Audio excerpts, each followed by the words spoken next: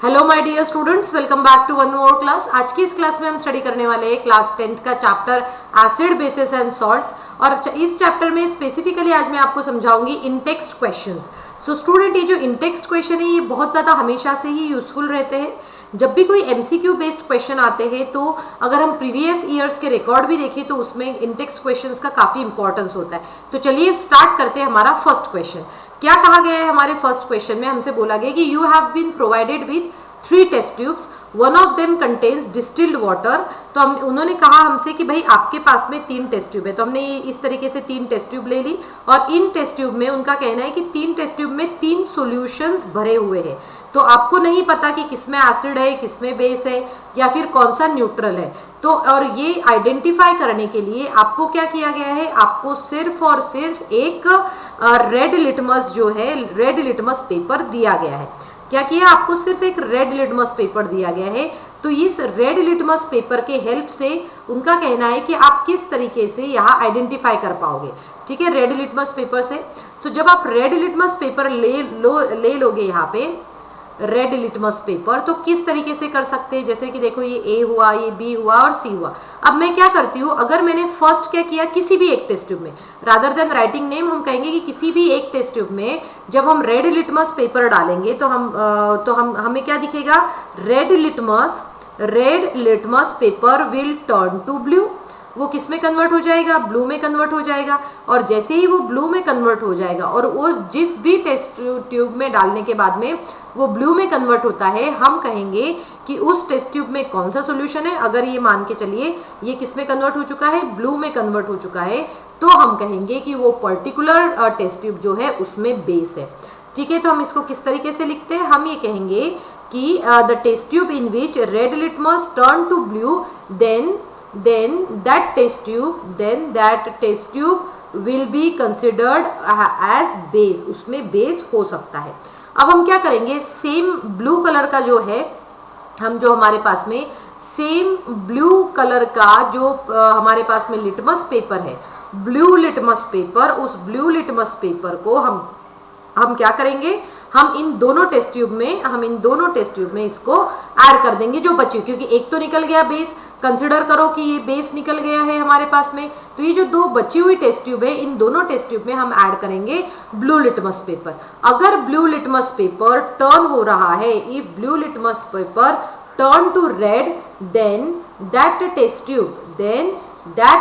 Tube is कौन सी हो जाएगी? Then that test tube is acid. वो टेस्ट ट्यूब क्या हो जाएगी? एसिड हो जाएगी।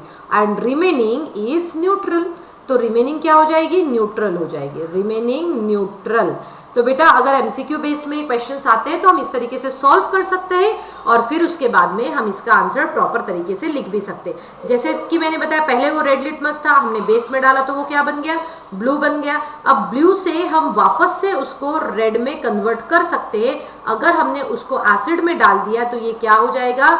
दोबारा से रेड में कन्वर्ट हो जाएगा। ये जो है दोबारा से रेड में कन्वर्ट हो जाएगा, राइट?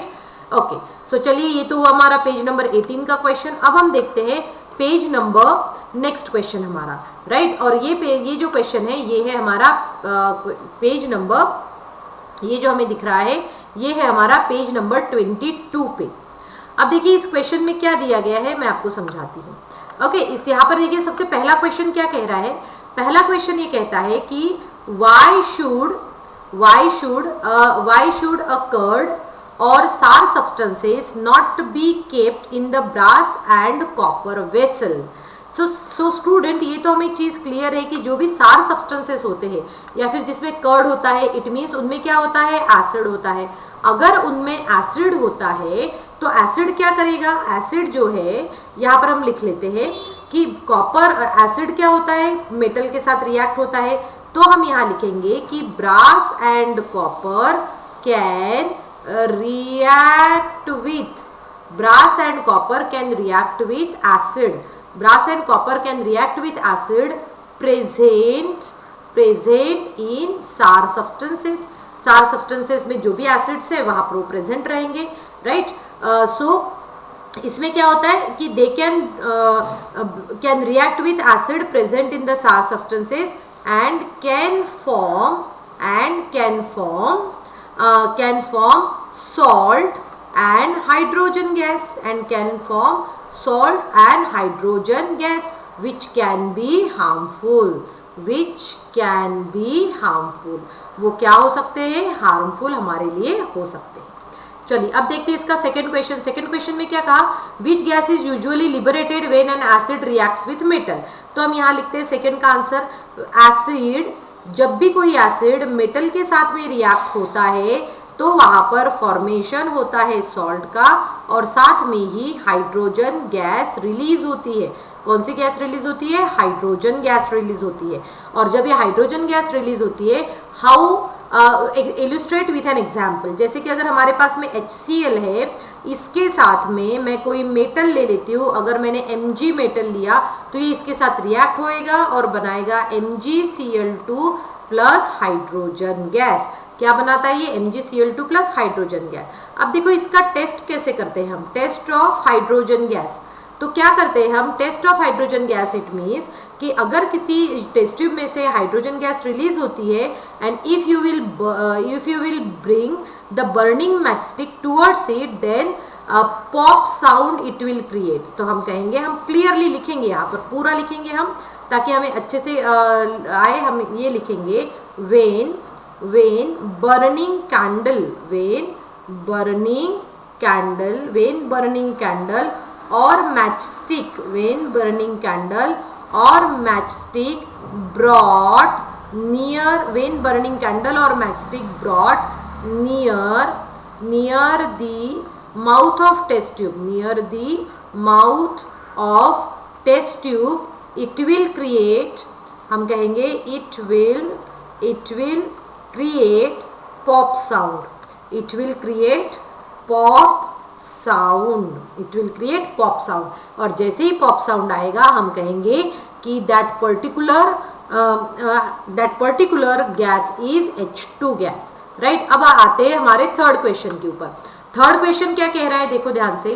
थर्ड क्वेश्चन ये कह रहा है कि metal compound A reacts with dilute hydrochloric acid to produce effervescence. The gas evolved extinguishes a burning candle. ठीक है. अब देखो एक बर्निंग कैंडल को कौन बुझा सकता है? एक्सटिंग्विशेस मतलब बुझाना. तो बर्निंग कैंडल को हमेशा CO2 गैस ही बुझा सकती है. तो हम ये कहेंगे, और तो CO2 गैस हमारी बन क्या रही है? यहाँ क्वेश्चन में देखो, यहाँ पर बन रही है CO2 गैस.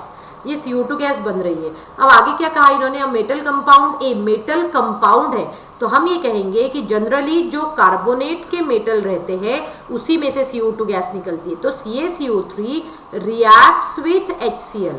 ये HCl के साथ रिएक्ट होते हैं और CO2 मिलता है और हमें यहाँ पर मिलेगा CaCl2. और ये जो गैस रिलीज होती है वो गैस रिलीज होगी ब्रिस्क एफरवेसेंस के साथ में. ब्रिस्क एफरवेसेंस मतलब होता है गैस रिलीज्ड विथ बबल्स. जैसे कि हमारे कोल्ड ड्रिंक्स में जैसे कोल्ड ड्रिंक ओपन करते हैं जैसे निकलती है उसी सेम तरीके से होगा ये. Right.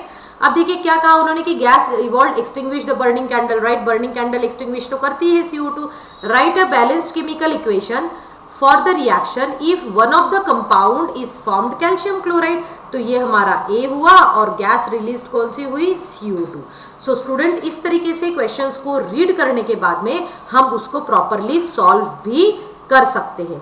Right. So I hope आपने एंजॉय किया आज की क्लास में मैंने आपको जो भी पढ़ाया हो. Thank you students and have a good day ahead.